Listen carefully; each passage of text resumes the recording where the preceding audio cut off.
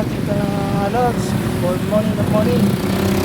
Pupunta muna sa Agor at dito tayo na marin epoxy. Ating re-reprint ang ating kabayo. Ito yung anong air cleaner ko. Mahal. Kaya ito, bilhin na lang muna ako ng marin epoxy para i-repair. Yan. Ang natin po tayo. Magre-repair na ng ating kabayo. Pili tayo na pangkulat. Marine epoxy. Ano yung marin na nabili ko. Ano? Tayo maglabas sa mairita ng araw. Bibili na rin tayo loads ng litos. Tayo ng litos sa palengke. Ayan, malapit tayo sa palengke. Dito na rin. Yan yung litos. Ay, naku po ang litos. Masyado ng mga Lantala. Ito, nakabili tayo. Nakabili rin tayo ng piraso na. Malanganin na. Titingin na rin tayo ng mga pangkulang natin na makaulam sa pangkapunan. Bumili na rin tayo ng mga ulam. Samahan na rin natin ang kulay. Kabili na tayo ng pangulam din. Kangkong. Tayo uwi na. At saka Yan, sakop tayo pa uwi. Lang tayo uwi na tayo loads.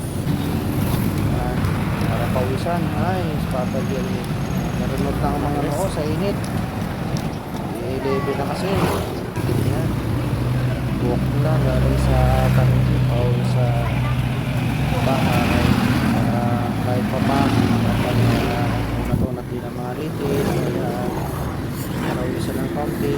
Isa natin ang lakad. At sobrang init na talaga. May kasama na ito. Patakbo. Parang sakit siguro. Tayo ay malapit na. Ayan. Pilit na pilit ng araw mga roads. Ayan. Ayan. Kulot na ang noon ni Papa Diyos.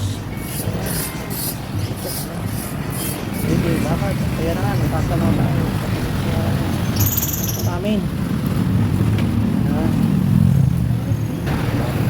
Pasok na tayo sa alam sa J. De Leon, Barangay Musor. Hanapin si Papa Jess, dyan lang. Dyan yung kanto namin mga loads. Yan nga. Yan.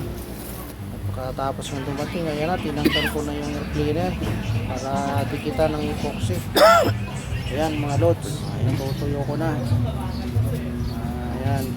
At siyempre habang pinapatuyo yan, ibilad natin sa araw. Siya mga loads. Pag yan ay natuyo ay akin ang ikakabit. Habang nagpapatayo tayo, dito lang muna tayo, upo.